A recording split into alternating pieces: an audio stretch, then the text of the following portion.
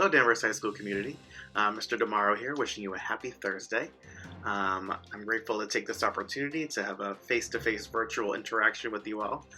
First of all, I hope that everyone is staying safe, doing well, has been maintaining guidelines around social distancing, and have been able to maintain some sort of normalcy when a lot of things seem unknown during this time.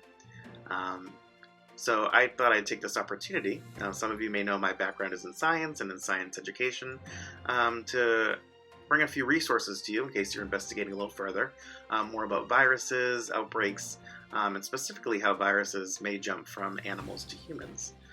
So as some of you know, last year I taught the biomedical science course at Danvers High School. There actually is a unit on disease and outbreaks, so some of you may have a little background on that. So the first thing I wanted to offer as a resource is there's a TED Ed video. I will include the links to all these in the video or below the video around how do viruses jump from animals to humans. And the amount of times that actually happens is pretty rare. Viruses are usually evolved with the types of proteins and receptors that they have to only be able to interact with specific hosts. However, if different host species are closely related, there may be opportunities for that virus to successfully jump from one type of host to another type of host. A specific example of this happening, in 2017, there were some sick pigs at a Maryland county fair, and people noticed that the pigs were sick at first, and then after the fair, about 40 people ended up getting sick from this. And so it turned out that this was a small outbreak of the swine flu, which I'm sure some of you have heard of and are familiar with. There are different phases that need to occur for a virus to be successful. It needs to come in contact with a viable host for it to be able to latch on to the different types of cells successfully. It needs to infect those cells so it can use the cell's machinery to reproduce, and then it needs to reproduce to be able to transmit to other hosts so it can be successful.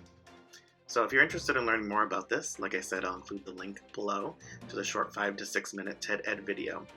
Now, in terms of the coronavirus itself, there's an article in Nature about how scientists are trying to figure out what animal source the virus actually came from, which is still unknown.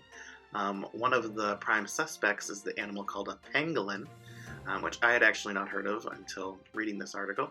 So if you're interested in learning more about that, you can check out that article. And the last thing I wanted to offer is, since we have a little more time on our hands, I thought I'd take the opportunity at the end of these to offer some sort of pop culture recommendation based on science, viruses, outbreaks, different things like that. So right now there's a movie trending that's been very popular based on everything that's been going on called Contagion. Some of you may have seen it, some of you may have not. Basically it's a representation of what a pandemic may look like, although the disease in this movie is way more devastating than we are seeing right now. And an interesting part that I appreciate of the movie is they talk about the R0, which is like R with a little zero next to it, which is a value used to determine how contagious a disease is. And so right now, for example, in reference, coronavirus has an R0 value of between 2 to 2.5, which means that those that are in contact with it may infect up to 2 to 2.5 individuals that they interact with. Anyways, I hope you all are having a wonderful week. As I said, I'll put the links to these different resources below if you'd wish to explore them further.